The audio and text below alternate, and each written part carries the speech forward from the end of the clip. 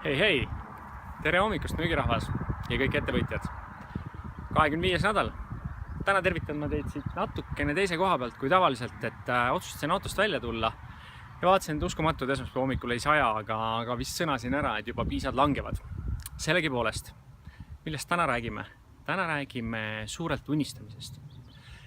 Enne seda, kui ma lähen unistamise teema juurde, kõigepealt tänan ma kõiki teid, kes te olete mu videoid vaadanud ja mõnusa tagasiside sain ka eelmine nädal. Mõned on öelnud, et mu videod on natukene pikad, proovin kiiremini ja kokkuvõtlikumalt teha, nii et mahtuda lühema aja sisse ära.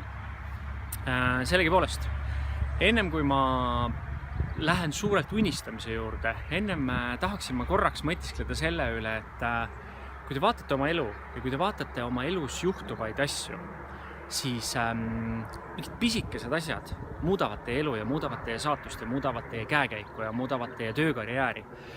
Kui te nüüd kerite ajast tagasi ja mõtlete, et kus see pisikene hetk alguse sai, siis sai alguse mingitest valikutest. Ütleme, et sa pidid mingil päeval kellegiga kokku saama, aga sul olid olemas ka alternatiivsed valikud, et sa oleks võinud teha seda või seda. Sellegipoolest valisid sa näiteks selle kokkusaamise ja see kokkusaamine suures plaanis muutis su elu, kuigi see oli üks hästi mikroskoopiline samm. Kui nüüd selle peale tagasi mõelda, et miks see niimoodi on, siis mina isiklikult usun, et tegemist on alateadvusega. Sa teed alateadvuses sellised valikud, mida sa võib-olla isegi ei anna endale aru, miks sa need valikud teed, aga need valikud muudavad su elu. Kui me nüüd vaatame, mis see alateadvus on, et siis alateadvust kirjeldatakse kui sellist jäämäge, millest vee peal on niisugune pisikene tipp ja kõik see ülejäänud on siis suur jäämägi on seal merepinnast allpool. Kus kohas see alateadvus tuleb? Öeldakse, et see alateadvus tuleb sinu lapsepõlvest. Ehk siis see, mis sulle lapsepõlvest nagu sinu vundamendiks laotakse. Kellel on see hästi laotud, kellel mitte nii hästi laotud, sellel laias laastus ei ole ka vahet. Tähtis on see, kuidas sa oma alateadvust edasi programmeerid või edasi ehitad siis tänasel päeval. Nüüd, kui me räägime suurelt mõtlemisest või suurelt unistamisest, üks 10 aastat tagasi soovitati teha nii, et kui detsembrikuu lähenes, et siis istud detsembrikuus maha, võtad pliiatsi ja valge paberi ja paned siis kõik oma unistused järgmiseks aastaks kirja.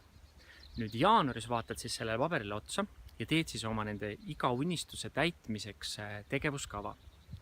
Ma väga kaua enam ei ole sellist teooriat kuulnud, mida ma ise kasutan ja mida ma soovitan ka sul kasutada. Üks 3 aastat tagasi tuli Ameerikas selline äge trend ja siis selle trendi nimi oli Vision Board või siis visioonitahvel või visiooniraamat. See tähendab seda, et sul on mingid unistuse pildid tulevikust, mida sa tahaksid oma ellu. Olgu need siis mingid ägedad sihtkohad või olgu see siis su tulevane kodu. Prindi need pildid välja ja pane enda töölaua juurde, tee üks selline kollaaž nendest. Või siis tee digitaalselt selline kollaaž ja pane see enda siis desktopi backgroundiks või desktopi selleks taustapildiks.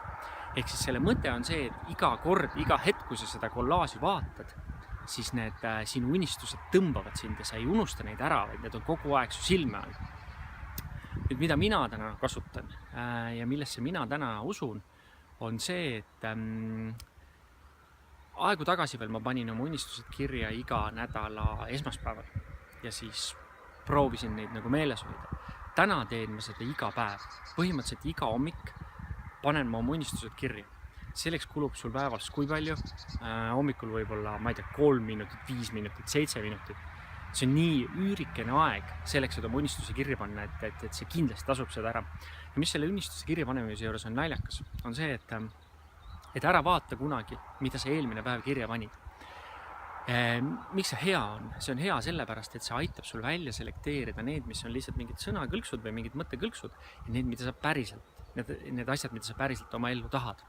Seega, pane iga hommikul tööle minnes oma unistused kirja. Olgu neid siis 6, 7, 8, 10 lauset, aga pane nad kirja. Ja seeläbi sa kogu aeg igapäevaselt programmeerid oma alateadvust, et need on need asjad, mida sa oma ellu tahad. Ja kõik järgnevad tegevused, kõik järgnevad teadlikud valikud tulevad sul juba alateadvusest ise ja sa teed need valikud juba sihtides sinna oma unistuste poole. Ja ma tean, et kõige raskem on suurelt unistada siis, kui sul on rahakott tühi ja sul külmkapis süüa pole, ehk siis sa oled sellel Maslow püramiidi esimesel platool, kõlgutad seal jalga ja mõtled, et mis suurelt unistamisest me räägime, et mul on vaja tegeleda tänase päeva kõige kriitilisemate asjadega. See viimane tehnika, iga hommiku asjade kirja panemine, aitab sul üle saada sellistest rasketest hetkedest, mida elus tuleb alati ette, kõikidel tuleb ette. Aga kui sa seda igapäevaselt rutiiniks harjutad, siis see suur unistus ei kärbu kokku siis, kui sul on elus raske hetk, vaid sa suudad nagu selle raske hetke läbi minna, jäädes endiselt nende samade unistuste ja samade mõtete juurde. Seega, mida ma sulle soovin? Kohe on pool aastat täis, valmistu jaanipäevaks, võtta sellest müüginädalast viimast, hakka oma unistusi kirja panema iga hommikuselt. Näeme jälle, kui näed väärtust, siis like ja jaga. Aitäh sulle! Ciao!